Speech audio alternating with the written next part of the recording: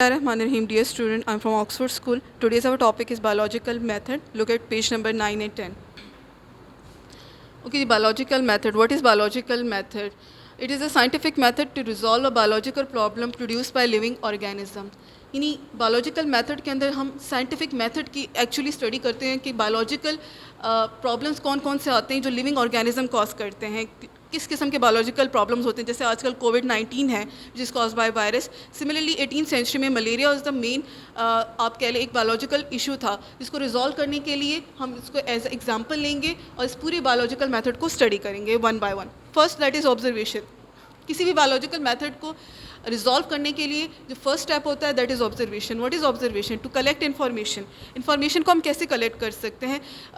जो main sense organs हैं हमारे, like by seeing anything, by hearing, by touch, by smell, by taste, उन तमाम चीज़ों के जरिए अगर हम ऑब्जर्व करते हैं दैट इज़ कॉल्ड ऑब्जर्वेशन. और उस डेटा को हम कलेक्ट करते हैं. 1878 में there was a physician, French physician Laveran, who first observe plasmodium is the blood sample. Plasmodium is the cause of malaria in a blood sample. उसने सबसे पहले अंडर माइक्रोस्कोप स्टडी किया था कि प्लाज्मोडियम एक स्मॉल क्रिएचर था जो कि ब्लड के अंदर उसने जो मलेरियल पेशेंट थे उनके ब्लड में ऑब्जर्व किया था.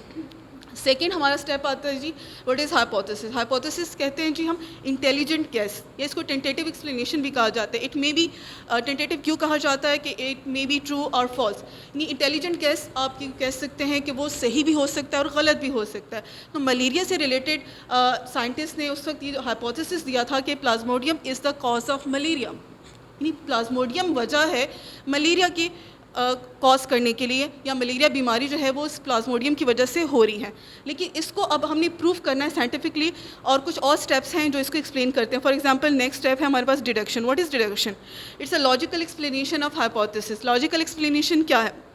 यानी एक अंदाज़ा लगाना कि मुख्तलिफ जो भी आपने ऑब्जर्वेशन किए, जो आपने हाइपोथेसिस किया है उसके बेसिस पे. फॉर एग्जांपल अगर प्लाज्मोडियम काज है मलेरिया के, तो जितने भी पेशेंट्स हैं मलेरिया के, उन तमाम के तमाम पेशेंट्स के ब्लड सैंपल के अंदर मलेरिया प्लाज्मोडियम वायरस को होना ज़रूरी है. लेकिन अगर उनके अंदर जो हेल्दी पर्सन हैं उनके ब्लड सैंपल में प्लाज्मोडियम नहीं होगा तो ये हमारी डिडक्शन हो जाएगी. नेक्स्ट है जी experiment. What is experiment? Scientific method या बायोलॉजिकल मेथड के अंदर किसी भी चीज़ को प्रूव किया जाता है थ्रू एक्सपेरिमेंटेशन.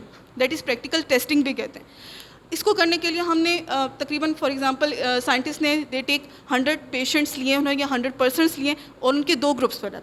एक control group of healthy person, और दूसरा उन्होंने बनाया था experimental group, that is the group of malarial patient. और उन दोनों के ब्लड सैंपल को ऑब्जर्व किया था. उन्होंने देखा था कि जो कंट्रोल ग्रुप थे हेल्दी पर्सन, उनके ब्लड सैंपल के अंदर प्लाज्मोडियम नहीं था, जबकि जो एक्सपेरिमेंटल ग्रुप था उनके पेशेंट्स के ब्लड के सैंपल के अंदर प्लाज्मोडियम प्रेजेंट था. तो उससे उन्होंने क्या रिजल्ट डिड्यूस किया? रिजल्ट क्या था? Malarial patient has a plasmodium in their blood. So ये प्रूव हो गया through this biological method. At the end what is theory? Theory एक लास्ट स्टेप कहलाता है जी. इसमें सेट ऑफ साइंटिफिक अजम्पशंस की जाती हैं, यानी जो मुख्तलिफ किस्म की प्रूवन है, मुख्तलिफ टाइम टू टाइम जो साइंटिस्ट ऑब्जर्व करते हैं उसके बेसिस पे वो एक थ्योरी देते हैं. For example theory of evolution etcetera. आपका होम टास्क है learn and practice question number 5. Thanks.